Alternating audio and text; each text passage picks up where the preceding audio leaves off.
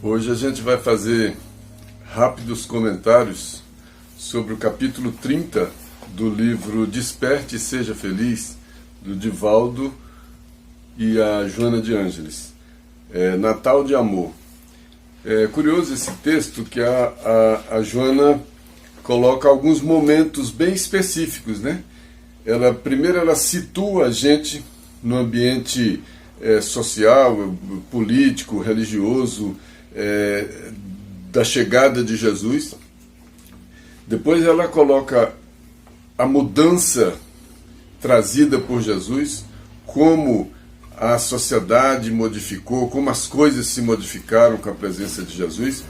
Depois ela colocou, num outro momento, a tradição do nascimento de Jesus, do Natal. Aí trouxe para esse momento presente, onde ela aconselha a gente a deixar esse Cristo nascer também.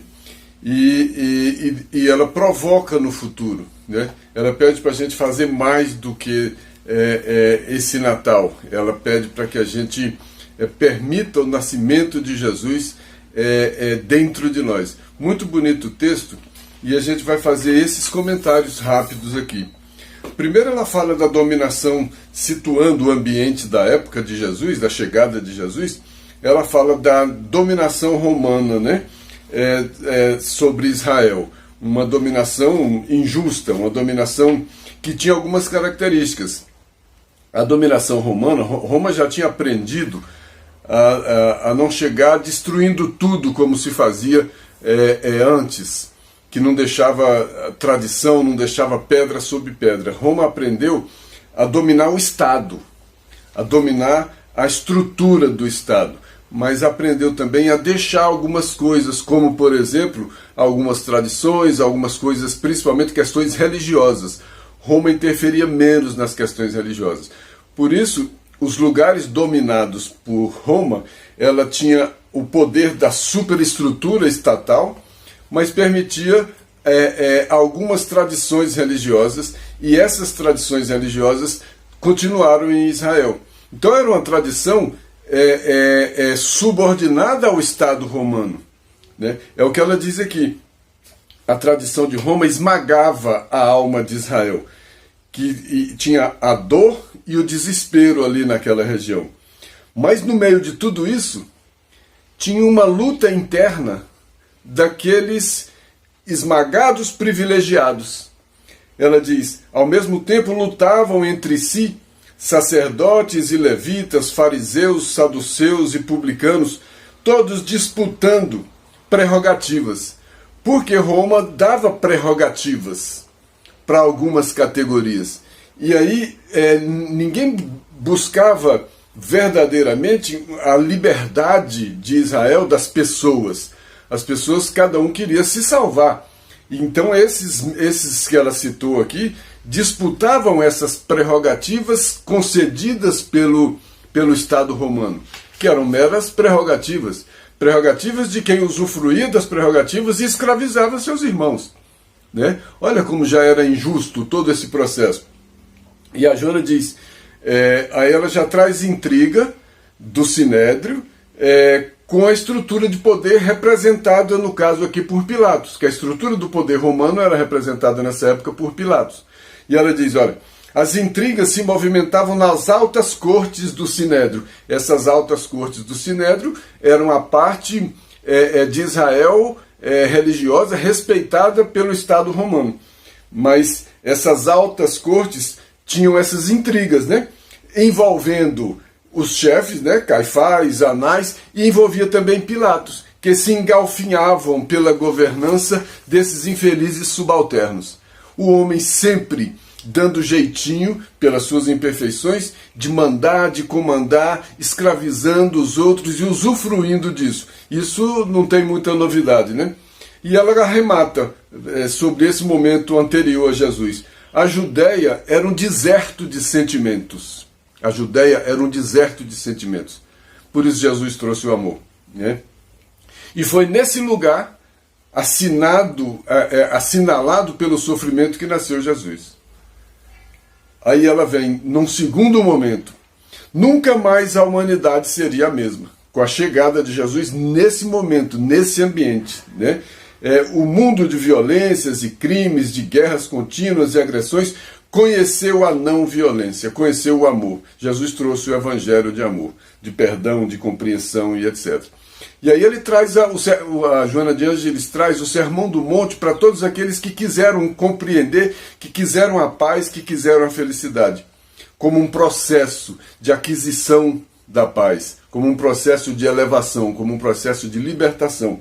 Ela diz: quantos desejaram a felicidade? Todos que desejaram a felicidade a partir da chegada de Jesus encontraram no Sermão do Monte. Aí a gente só lembra o processo gradativo de aquisição de virtudes do Sermão do Monte. Ele fala dos pobres de espíritos, né? Dos humildes, porque é deles o reino dos céus. Ele fala dos aflitos, que serão consolados a partir da vivência resignada e competente das aflições. Ele fala dos mansos, né? Os mansos que herdarão a terra. Olha, esses herdarão a terra, porque a terra vai ser dos mansos. Fala dos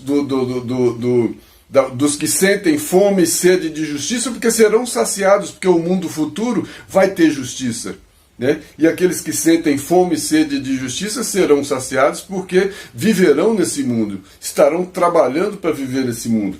Fala dos misericordiosos, né? Os misericordiosos receberão a misericórdia, dando que recebe, né?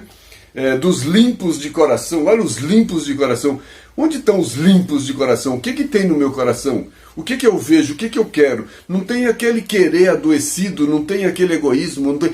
Então eu não vejo só os meus interesses, eu não vejo só a mim mesmo. Eu consigo ver a Deus. Esses limpos de coração verão a Deus. E o restante, né? Os pacificadores, os perseguidos por causa da justiça.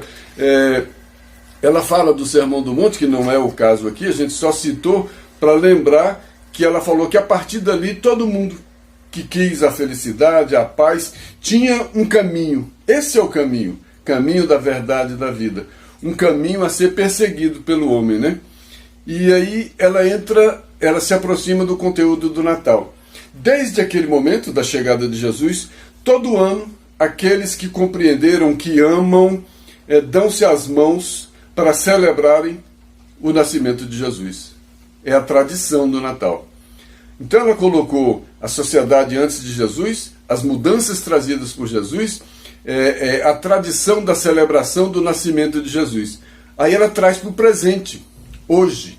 Neste Natal, este Natal que vai acontecer essa semana, permita que o amor de Jesus te irrigue o coração. Permita que esse amor que Jesus trouxe para aquele mundo de sofrimento, de ódio, irrigue também o seu coração. Olha, traga o nascimento de Jesus para o seu coração neste Natal. E depois ela vai mais longe. Mas faça mais do que isso. Deixa Jesus renascer na tua alma e agasalha o nascimento de Jesus, para que ele siga em ti e contigo. Então Jesus, que eu comemoro o nascimento no Natal de maneira justa, por essa tradição de beleza que representa o nascimento de Jesus, mas quando ele vai nascer em mim? Né? É preciso que ele nasça em mim. E aí, para fechar esse texto, eu trouxe um outro complementar do Espírito Vinícius, do livro Em Torno do Mestre. Ele faz a pergunta: o Cristo nasceu? Onde? Como? É essa a pergunta que a Joana sugere aqui no final, para a gente fazer mais, deixar o Cristo nascer em nós. Aí nós vamos comemorar a partir de agora o nascimento de Jesus em nós. E ela cita alguns nomes onde o Cristo nasceu em épocas específicas. Quando foi que o Cristo nasceu para o Paulo? Na estrada de Damasco. Então o Natal do Paulo é na estrada de Damasco? O batismo do Paulo é na estrada de Damasco? Onde ele nasceu para Madalena? Em Betânia.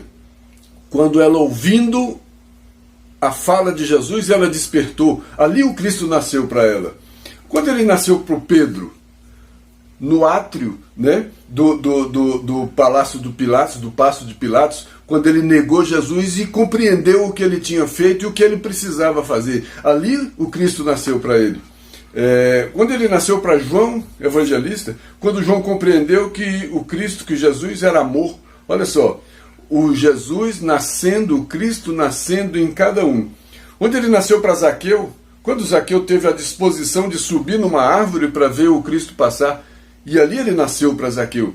Quando ele nasceu para Tomé, quando Tomé percebeu que o Filho de Deus não era vencido pela morte, a imortalidade, quando Tomé percebeu e confirmou tudo isso. Quando ele nasceu para o Dimas, o bom ladrão lá da cruz, né, ele falou, no topo do Calvário, um olhar do Cristo fez com que ele revisse a sua vida, a sua história. Onde ele nasceu para Maria, né, naquele momento, faça em mim segundo a tua palavra. Olha o Cristo nascendo em cada um. E é importante a gente perceber esse nascimento de Jesus em nós.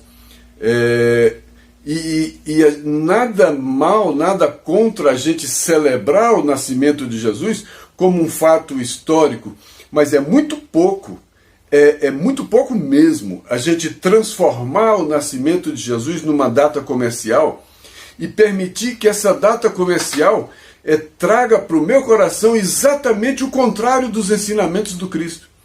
É uma ironia. Eu vou usar o nome de Jesus para agir de maneira contrária aos ensinamentos de Jesus. Não que o comércio, eu não estou querendo demonizar o comércio, não é isso. Eu estou querendo mostrar, e não sou eu, os textos, a importância do nascimento do Cristo em nós. E o Cristo nasce em nós não é uma coisa, é um sentimento, é aquele cair em si, né? É o filho pródigo. O Cristo nasceu para o filho pródigo quando ele despertou e voltou para a casa do Pai, né?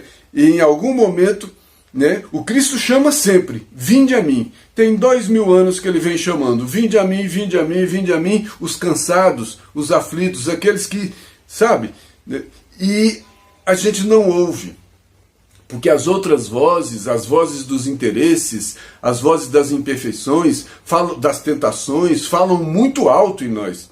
E a gente tem que conseguir diminuir essas vozes, diminuir a voz do meu interesse, do meu egoísmo. É preciso que eu me diminua para que o Cristo cresça. Quem quiser vir após mim, negue a si mesmo, pegue a sua cruz e siga-me. Que o Cristo possa nascer em nossos corações. Que Deus nos abençoe.